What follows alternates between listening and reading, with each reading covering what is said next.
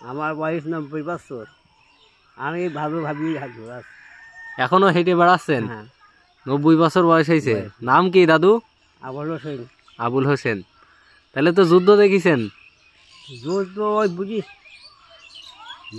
যুদ্ধ। ব্রিটিশ যুদ্ধ দেখিছেন?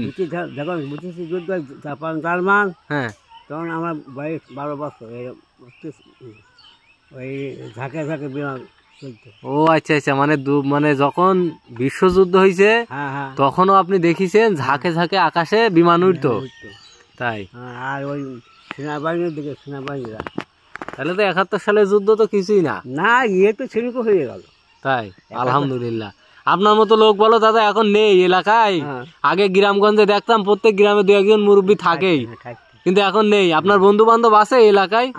আছে। আমার একই বয়সে এখন 3 জন আছে। 3 জন? আমাদের জন্মস্থান বলো ভারতে।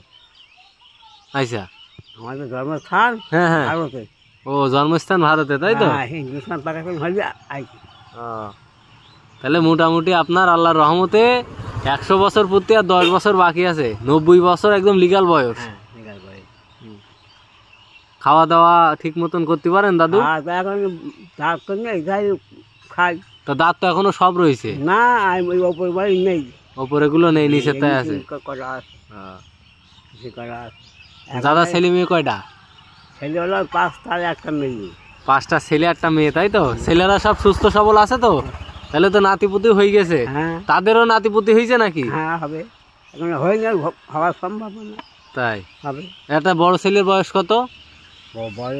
বয়স প্রায় 50-60 এরকম হবে।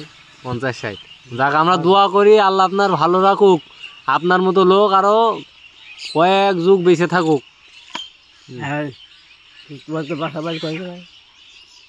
হ্যাঁ, আমাদের আমাদের আমাদের হলো নিজামপুর। হ্যাঁ, নিজামপুর। ওই হবি মাস্টার চেনেন? ওই আমাদের দাদু হয়। হ্যাঁ। তা আপনার হলো দেখলাম হাঁটাহাঁটি করেন প্রায়, দেখি যে ভালো লাগে। হ্যাঁ, হাঁটা প্রায় প্রতিদিন হাঁটাহাঁটি করেন? হ্যাঁ, প্রতিদিন। আমাদের দাদি বেঁচে আছে? না, দাদি মারা গেছে কতদিন? 2.5 বছর। 2.5 বছর, তাই তো? তাহলে 2.5 বছর আগে মারা গেছে। তাহলে তো সেও ভালো বয়স পেয়েছে। চশমা বাদে দেখতে পান না দাদা? হ্যাঁ, পাই। ওই চশমা বাদে মানে দেখা যায়, কিন্তু ওই তাহলে চশমাটা থাকলে একটু ভালো হয়। কোরআন শরীফ পড়তে পারেন এখনো? না, হয় না।